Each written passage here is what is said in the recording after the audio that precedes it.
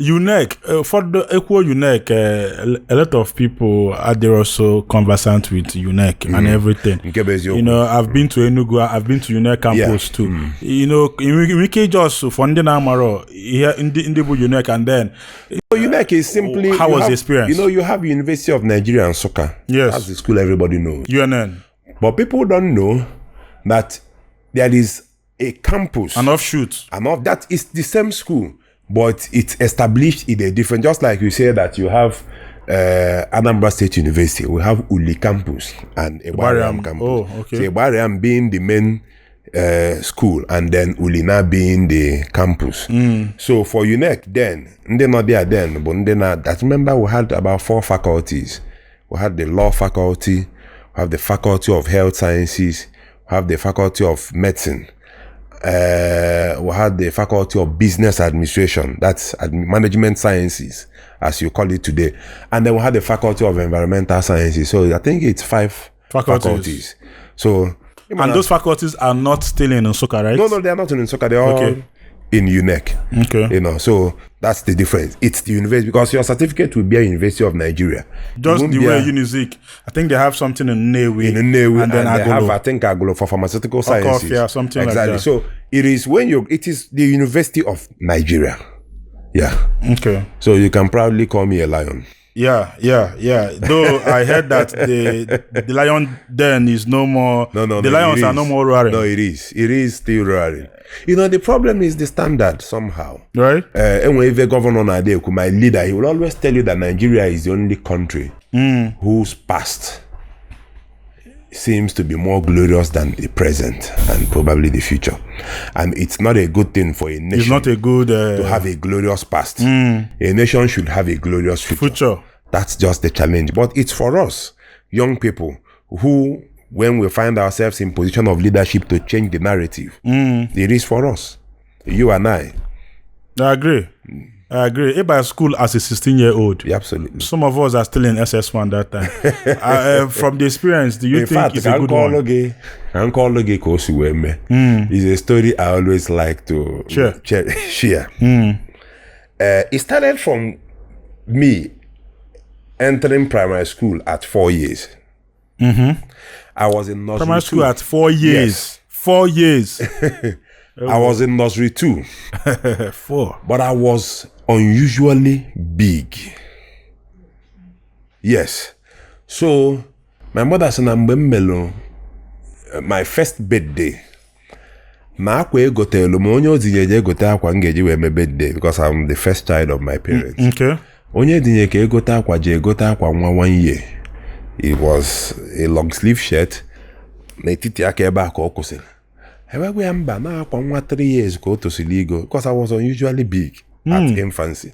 Eweje gote akwa nwa 3 years o we fit him perfectly. So mgbe nọ nursery 2, I just banyesi nursery 2 maybe after first term. Ndị klaasị m na nursery school na nta akara mgbe anwa na-amụ na-akpọ m papa ndị nursery.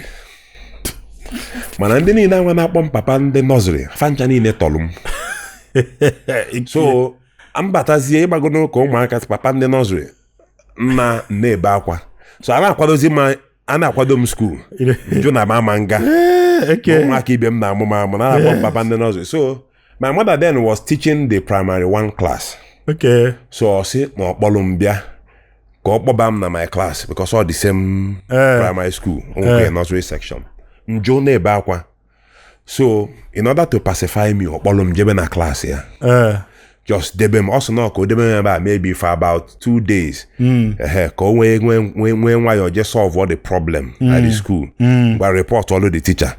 I say she not noticed that even in that at that primary 1 now book class ya nọ ya na ajụjụ ọbụna ọjụna no mụ na aza the ajụjụ.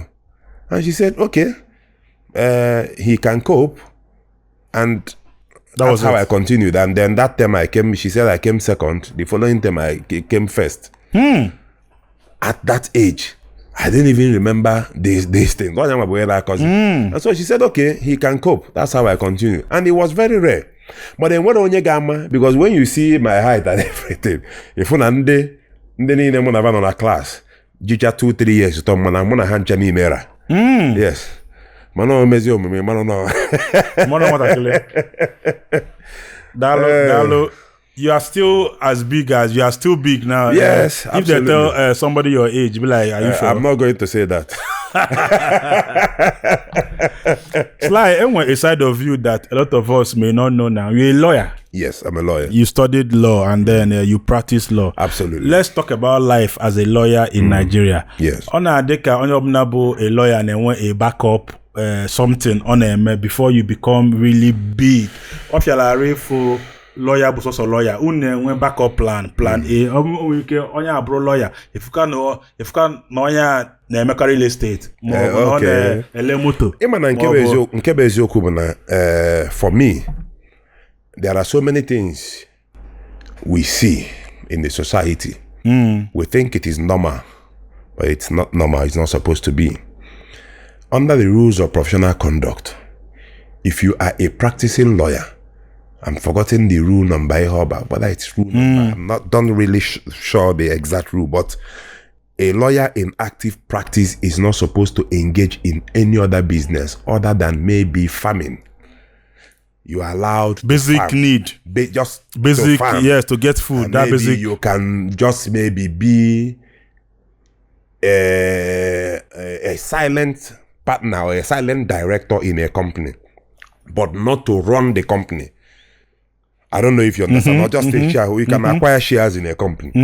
It's allowed. So it is wrong for a lawyer in active practice to engage in any other business. It's actually professional misconduct that can even lead to someone being derobed.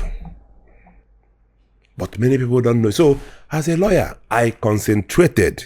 The only thing I did was practice. And it was torturous for me at the beginning. You man, I say na if lawyer, the shoe here, and all whatnot. But the truth, Buna, just like every other discipline, consistency, discipline, and hard work pays ultimately. And for someone like me, more or less, I always refer to my parents, my mother particularly. One of the things my mother hates most in life is entitlement. Because she and her siblings, because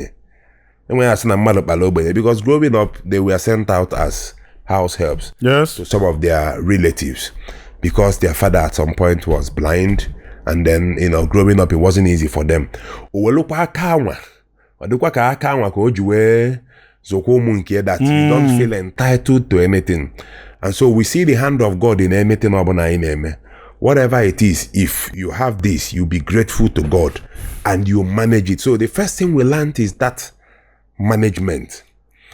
And for me, it was more difficult for me as a young lawyer because the pressure came from my parents. Upon finishing school and service, came back. They say, "Oh, an only son, you have to get married." And I have this very close bond with my late dad that I always say this. I don't know how, not the now, but I've never, ever, I can't really recall growing up as a young man from the time I entered university till my father passed on, if I can ever think of anything that probably made him regret having me as a child. And so I grew up trying to please him. So immediately he said, "Oh, you must get married." I said, "No problem." So I think I got married at 26. Yeah. And so, got married to a very, of course, the most wonderful woman anybody can talk of, because she was very, very supportive and she understood. Why do I say it was difficult? Because when you see the glory, you won't see the pains. At the point I was asked to marry, I had nothing. My mother had nothing. And so I wedded living in my father's flat, not his house. It wasn't as his rented flat. His rented flat. I and my wife, we lived in one room. So just because I didn't want to tell him no, I just said, okay, this, because me, I was just seeing it as, okay, whatever will make this man happy, at least, because I see my father not like my father, but more like my elder brother.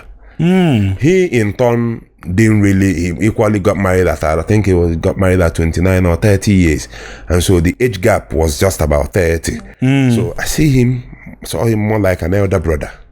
So, I say, okay, fine. And that the responsibility came on time. Because, yes, immediately we got married.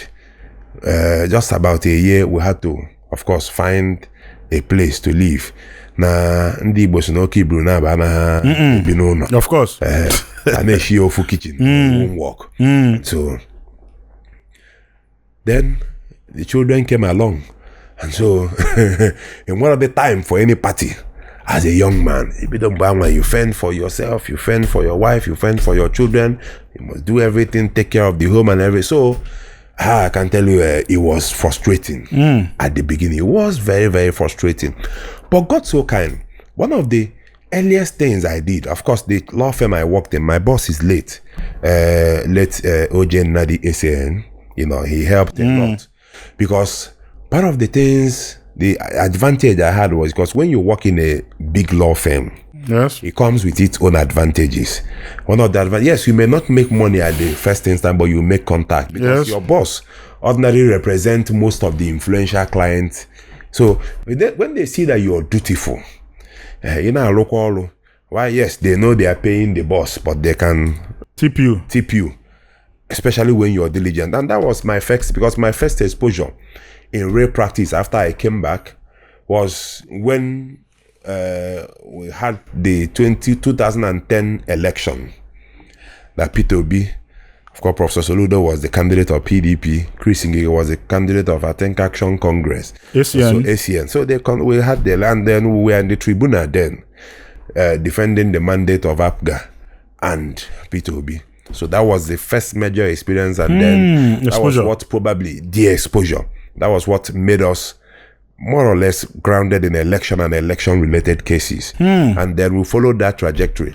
So after about 4 years, seeing the contributions we've done, in the party, because while we are doing those cases,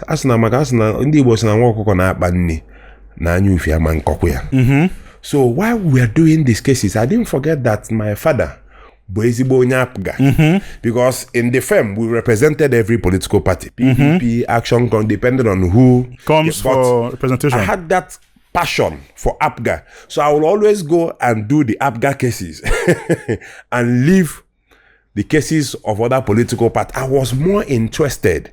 So seeing the number of cases I had done for APGA, naturally it came that in 2015, when we had the transition to the government of Chief Victor Oye, I was, invited, because it was more or less an invitation to come and become the state legal advisor of APGA. And so, of course, we continued. For the first time, they saw that, a lawyer, because most times there is this notion that lawyers in politics don't know anything in law. They're not grounded. They're not grounded. Lawyers in politics don't really know anything in law, because most lawyers who are grounded, you can't have time to go and play politics. Yes. Law is a very demanding profession. Yes. Because you go to court in the morning, the court starts by 9 a.m. As a young lawyer, you may do your matter by 2:30. You get back to the chambers to begin to prepare processes that you are filing or matters you're going to do the following day. So it's a very rigorous profession. And so most lawyers don't want to practice have lawyers that go to court. And so for them, it was something very novel. Different. Happily, somebody, a lawyer. And he was doing cases of the party. So they didn't need to pay lawyers outside to come and do the cases. So naturally, they welcomed me. And in 4 years, it was in record, in 4 years, I was promoted to the National Legal Advisor. Yeah. You are among the legal that actually represented Peter Obi. Yes, I was in the team. That means not that I was one of the junior lawyers. You worked with Onyechi Bazo? No, I worked with Ezeokenwa SAN. But Ezeokenwa SAN late and Onyechi Bazo, they were all in the team together. Yes. How is it that Sly, just like you said, all the can glorious past. We have a lot of lawyers in the past that were actually celebrated. Gani Fayemi or something like that. Yeah. Falana still here now. Oputa them. We don't have such breeds now, or do we have them? But we have them. Are not really loud. And I can tell you, we have them. Right? We have them. Well, of course, the man you mentioned, Dr. Onyechi. Yes. This one. If you ask me, I can say that he's the best in the country. Abi? Yeah. Because it's very hard to find an Igbo man being accepted in other parts of the country. He represents, as today, I can tell you that probably he represents more than maybe 13 to 15 governors. Yeah, so the man is that good. And so there are so many of them. I don't want to mention them. We have PIN equal to SAN. We have Nnamdi Igbebu. Then in the Yoruba land, we have the current Attorney General of the Federation, one of the finest lawyer you can have, Lateef Fagbemi, who became a senior advocate exactly at 10 years at the bar. Yes. And so there are people who have very sound lawyers, very, very sound lawyers. Okay. No doubt about it. Yes, no doubt. But like you said, we had, of course, just like we said, it seems the standard has fallen. Is a fact. But even in that fallen standard, there are men in the profession, both in the legal profession, in the banking profession, in the academia, there are men who have made their mark. They still exist. Yes. Even though the system more or less tries not to be that favorable, but these men have still carved out a niche for themselves in their choosing profession in life. And they are still role models. Like me, I have a whole lot of role models. People I want to be like Onyechi, as you mentioned. At times I ask God, how can you be so partial? Can you give this man this? A lot of Onyechi wengabase agbalanze noncha. Dalo renne. Anafu icholo igo ejukwala ese. Anafu icholo igo imekwele investigation. Bịa na Pine Leaf Estate and Properties. Anya adela na na-ese okwu. Anya adela na na-eje court.